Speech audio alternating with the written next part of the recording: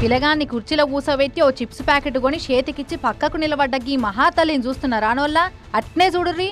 జరసేపట్ల పిలగాన్ని మత్వరిచ్చి ఎట్లా మాయమై అవతల పడ్డే చూడుర్రి.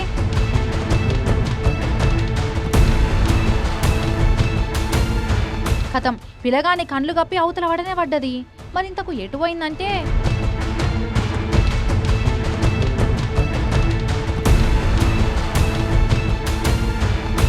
ఇగో అప్పటికే బస్టాండ్లో బండి తయారు పెట్టుకొని ఎదురు చూస్తున్న ఈ లవర్గాని బండెక్కి తుర్రుమని అవతల పడ్డది అమ్మగారు.